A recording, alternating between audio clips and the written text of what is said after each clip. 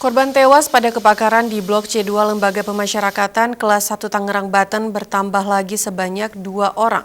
Sehingga kini total yang meninggal dunia mencapai 48 orang.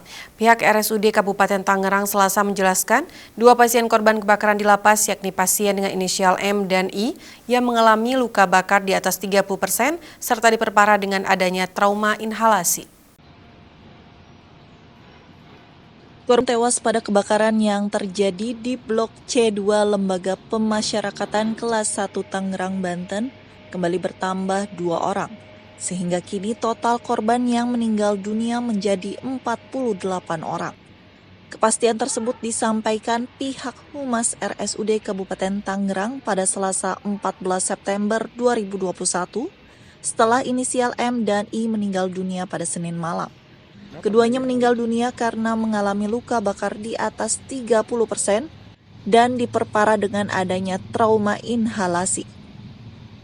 Dari hari Rabu sampai hari ini, hari Selasa kita rawat, ada pasien yang sudah meninggal kurang lebih dari Rabu sampai sekarang itu ada 7 pasien.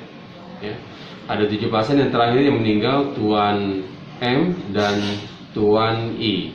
Nah, Tuan M dan Tuan I ini kondisi terakhir memang berat, tertopang dengan obat-obatan dan dibantu dengan alat bantu napas ventilator. Saat ini 3 orang korban lainnya masih dalam perawatan intensif di rumah sakit. 1 orang dengan kondisi luka bakar di atas 30% dan trauma inhalasi, yakni pasien yang berinisial N. Sementara 2 pasien lainnya dengan inisial Y dan JS, kondisinya stabil dengan luka bakar ringan. Dari Kabupaten Tangerang, Banten, Agung Andika Indrawan, Kantor Berita Antara mewartakan.